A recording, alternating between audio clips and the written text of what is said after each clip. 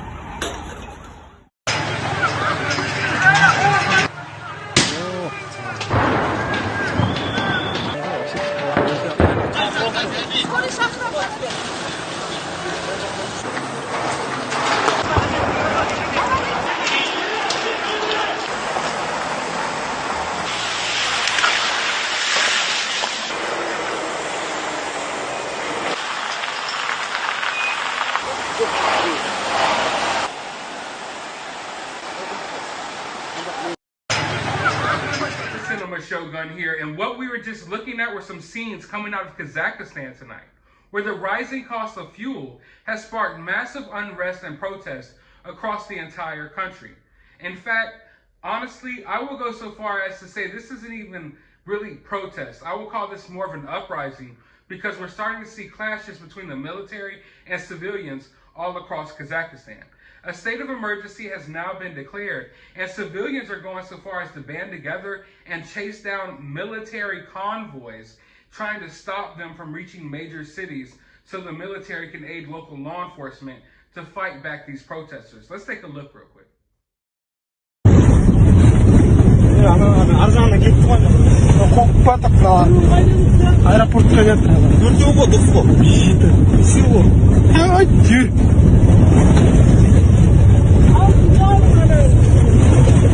Videoga tushirmish ana. Batni bratan. Mana aeroport. Aeroport. Avval aldin bratan. Basar. Tormoz basma, zaybas. Aynilarni o'qib batır.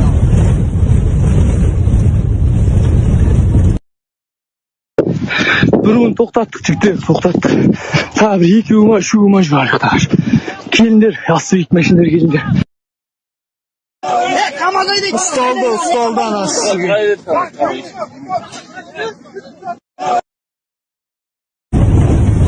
Duran!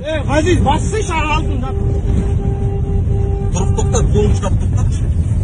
Zayıf yağmurda bak.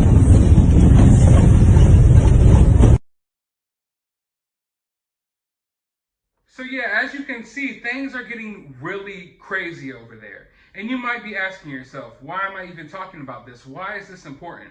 Well, if you know anything about history, then you probably know why. But even if you don't know anything about history, you know the saying, history repeats itself.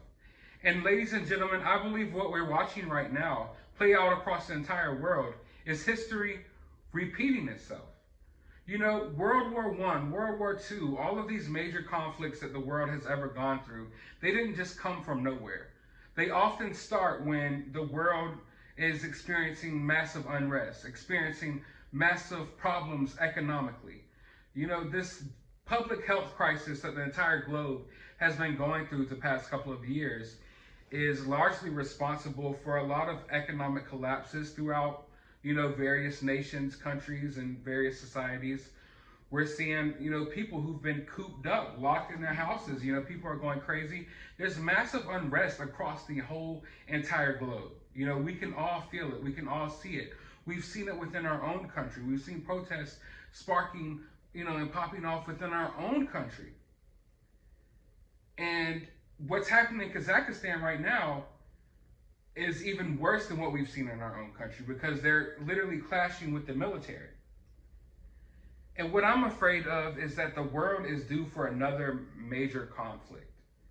I've been reporting to you all, or I have reported to you all, about the fact that Russia has been amassing this major army on the border of Ukraine, like over 100,000 troops on the border of Ukraine. And everyone thinks that it's pointing towards the fact that Russia is planning on invading Ukraine. Now, Kazakhstan is another country on the border of Russia. So when something pops off in Kazakhstan, it really gets me to thinking. Because if these protests are popping off because of the rising price of gas, you know, those gas prices are largely dictated by Vladimir Putin, who runs Russia. So is this happening purposely because Putin is manipulating these gas prices in order to destabilize Kazakhstan because he has plans on invading this country? Or is the US or someone else, you know, the CIA? You got to really ask yourself, because often other countries destabilize countries on the border of countries that they think they might have a conflict with. The whole world is watching Russia amass this army on Ukraine's border. So maybe there's some manipulation going on between the US and our allies to destabilize Kazakhstan, because we need a stronghold, a country that we can manipulate, if you will, on the border of Russia. Now, from my understanding, the citizens, for the most part, of Kazakhstan don't really like Russia. They don't like, you know, the authoritarianism, if you will. It's unclear to me the exact specifics of what's going on here and how these countries really feel about each other. Also, the news from these areas, it's hard to get, you know. And even when you get the news, you have to ask yourself, is the news that I'm reading manipulated? You know, are these people even really protesting about the gas prices? Is it really something else? And this is a narrative that they're trying to spin to us. What we do know is that Kazakhstan has disabled the internet. These videos that I just brought to you all are some of the last videos to come from this country, because they've disabled the internet so none of the public can use it, because they know they're using it to, you know, coordinate and mobilize against their own government. So what's going on here is hard to really get a grip of what's going on here and what's really causing this. But I find it highly suspicious, because we know of what's going on between Russia and Ukraine. And now all of a sudden this stuff pops off in Kazakhstan. And that's why I tell you there's so many different theories I have here as to what's going on, or what could have really initiated this. Is it Russia, or is it someone on our side, if you will? But I feel like there's some sort of manipulation going on here. And I don't know if it's just another manipulation tactic by Russia so they can just have an excuse to invade Kazakhstan and basically take over another country. But when I say history repeats itself, it's because we've seen this with every major world conflict. We see that it always starts off with massive unrest within, you know, certain countries and their government. And then you have to ask yourself, all right, so if Kazakhstan successfully overthrows their government or something of that nature, who then takes control of Kazakhstan? Because, World War II was started because there was a lot of unrest in Germany. There's a lot of economic problems that were really stemming from the Great Depression in America. Because when the American economy is doing bad, largely the world economy is doing bad. Because America is such a massive consumer and gets so many products from all of these other countries. So there was economic unrest in Germany, and that's what allowed Hitler to take power. There was massive unrest in Italy, and that's what allowed Mussolini to take power. So who would take over this country? Would Vladimir Putin come in and take over this country? There's a lot of questions that you have to ask here, but I think that it's really something that we should all pay attention to, because I think what we're seeing here is the start of something major. I honestly think that what we're seeing here is the start of a major military conflict to come. And it's going to spark off from Russia. A lot of people have been worried also about China invading Taiwan and different things of that nature as well. But I really think it's going to start with Russia. If they do invade Ukraine, a lot of countries are going to get involved in that. And here's another country bordering Russia, and it really looks like Russia is looking to expand their borders. We live in this world where, almost like a fantasy world, where all of us just feel like that can't happen anymore. We feel like those type of conflicts that have gone on since the beginning of time, like that can't happen anymore. We're so far away from that. It really hasn't been that long. I mean, we were just in a military conflict a few years ago. Look what just happened in Afghanistan. Look at what just happened in Afghanistan when we tried to withdraw from Afghanistan. In many ways, I feel like the countries around the world, a lot of them don't like America. A lot of them are chomping at the bit, trying to find a sign of weakness within us. And I feel like a lot of these countries in the world feel like we are weakened right now. America is weaker right now than we've been in our lifetime and in your lifetime, for sure. Like I said, that botched departure from Afghanistan, the world was watching that. That was a massive, massive embarrassment on our military and on our country. Our country is already just fighting each other. We haven't been this divided as a country in my lifetime. We are totally divided right now. They know that. So if anyone's had ambitions of expanding their borders, of popping off something crazy, now would be the time. And they know that. And that's why I don't believe that Russia would amass all these troops on the border of Ukraine if they didn't sense a weakness within us.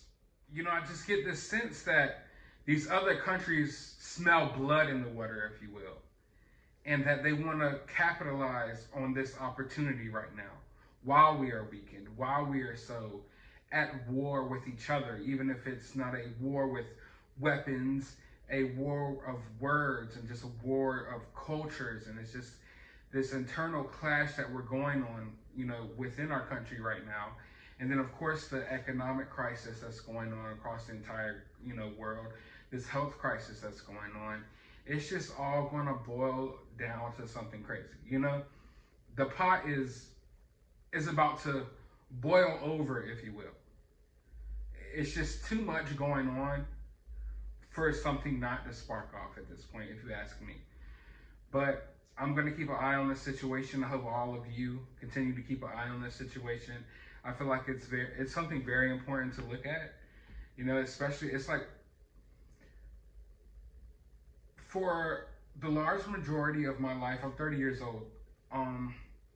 Things haven't been too crazy. There's things that have happened around the world, but things haven't been too crazy. But the times that we've been living through for the past few years have been absolutely insane. They've been absolutely insane. It's like we're living in a time that is going to be talked about for years and years to come. These past few years are going to be talked about for years in years to come. And at some point, the entire world is going to reach their boiling point if things keep going down this path. But hopefully, it doesn't reach that. Hopefully, some peaceful resolution can come from all of this. But who knows? Let's just continue to take a look at the situation and let me know how you feel about the situation down in the comments below. While you're down there, hit that thumbs up button, hit that subscribe button, ring that notification bell. And as always, find some time out of your day to go watch a movie.